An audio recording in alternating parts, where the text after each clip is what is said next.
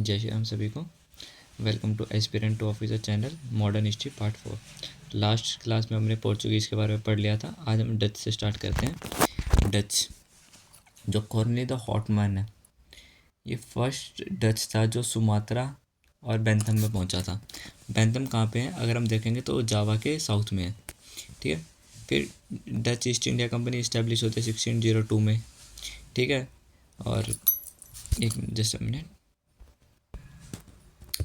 ठीक है। ये कुछ वॉर्स करते हैं, कुछ ट्रीटीज़ करते हैं और अपनी पोजीशन टेरिटरी को एक्वायर करके उन पर फोर्टिफिकेशन करते हैं। अब कौन सी वॉर करते हैं ये हम अपकमिंग चैप्टर्स में पढ़ेंगे, अब ये बस इंट्रोडक्शन है, ठीक है। अब द 1605 में वो फर्स्ट फैक्ट्री इस्टेब्लिश करते हैं अपनी मसूलीपट्टनम, जो कि आंध्र प्रदेश में है। फिर उसके बाद वो नागापट्टनम, जो कि तमिलनाडु में है, उसको कैप्चर कर लेते हैं, जो कि पहले पोर्चुगीज़ के अंडर था, जो बताते कि काफ़ी स्ट्रॉन्ग होल्ड बना चुके थे डच अपना। फिर 1609 में अपनी फैक्ट्री को एस्टेब्लिश करते हैं पुलीकट में। फिर 1616 में सूरत में। फिर उसके बाद 1645 में वो कारिकल को भी अपने अंडर कर लेते हैं। फिर 1647 में बिबलीपट्टनम, जो कि विशाखापट्टनम का पार्ट है। फिर 1653 को चिनकोरा को भी अपने अंडर कर लेते हैं। 1663 में कोचिन को भी। और वो मेजर ट्रेड किस किस का करते थे, ओपियम का, इंडिगो का, सिल्क का, राइस का, ठीक है। 1623 में वो अम्बोया, जो इंडोनेशिया में, उसको कैप्चर कर लेते हैं, जो इनिशियली पोर्चुगीज़ को कंट्रोल करता है। लेकिन वहाँ पे क्या होता है, इनसे 11 जैपनीज़ और 10 इंग्लिश लोग मारे जाते हैं। तो यही एक कॉन्फ्लिक्ट का कारण बनता है इंग्लिश और डचेस के बीच में। फिर 1663 में एक वो कॉम्प्रोमाइज़ करते हैं डच और ब्रिटेन का, कि जो डच एम्परर है वो इंडोनेशिया में अपनी कॉलोनी बनाएगा, जो ब्रिटिश एम्परर है वो अपनी इंडिया में।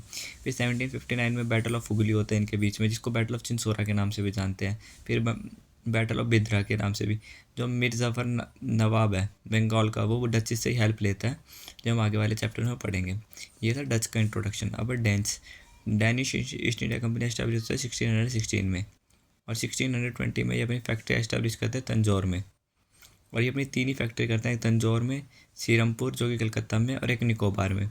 जो निकोबार वाली है वो ब्रिटिशर्स को 1869 में बेच देते हैं, और तंजौर वाली 1845 में, ठीक है। बस इनके बारे में इतना, इनका ज़्यादा रोल नहीं है। फिर उसके बाद आता है फ्रेंच। 1668 से 1954 तक रहते हैं। वर्ल्ड हिस्ट्री में पढ़ेंगे कि हम फ्रेंच इंडिया के अंदर क्यों आए, वो हम वर्ल्ड हिस्ट्री की क्लासेस में पढ़ेंगे, जो मैं या फिर सूरज पर आएगा। और सूरज याद है कि 2-4 दिन इकोनॉमिक्स की क्लास नहीं होगी, क्योंकि सूरज आउट ऑफ स्टेशन है। 1664 में फ्रेंच ईस्ट इंडिया कंपनी को एस्टेब्लिशमेंट होती है बाय किंग लुइस 14, ठीक है। और इसको किंग लुइस 14 50 ईयर की मोनोपोली देता है। जो फर्स्ट फैक्ट्री है उनकी फ्रेंच की इंडिया में, वो 1668 में सूरत में बनती है, जिसका गवर्नर होता है फ्रैंकोली कार्बल। फिर 1669 में मसूलीपट्टनम को कैप्चर करते हैं। फिर 1673 में चंदानागौर, वैसे चंदा नगर है वो, लेकिन ब्रिटिशर्स को नगर बोलने में प्रॉब्लम होती थी, इसको चंदानागौर बोलते हैं। फिर 1673 में शेर खान जो है वो परमिशन देता है फ्रेंच को कि वो पंडुचेरी में सेटल हो सकते हैं। और 1673 में पुंडुचेरी और फ्रांस को दे दिया जाता है। फिर वो एक अपनी फैक्ट्री बनाते हैं बालासोर में, जो कि उड़ीसा में। 1693 में डच जो है वो कैप्चर कर लेते हैं पुंडुचेरी को। फिर 1697 में ट्रीटी होती है, ट्रीटी ऑफ रिविच, ठीक है। फिर में डच जो है क्या कहते हैं, पुंडुचेरी को वापस कर देते हैं। फिर 1706 में जब फेरन काल्वर डाइड हो जाता है, ठीक है। फिर उसके बाद 1720 में जो फ्रेंच ईस्ट इंडिया कंपनी है उसको हम रीनेम करते हैं, जिसका नाम है परपेटल कंट्री ऑफ इंडिया, और उसको रिस्टोर किया जाता है, ठीक है, फ्रेंच के। और ये तो बस इंट्रोडक्शन था। अभी हमारे यहाँ पे सिर्फ इंट्रोडक्शन ख़त्म हुआ है। अब आने वाले लेक्चर में हम इनको डिटेल से पढ़ेंगे कि क्या क्या में रोल हुआ है, ठीक है। तो आज के लिए इतना ही, वीडियो शॉर्ट था,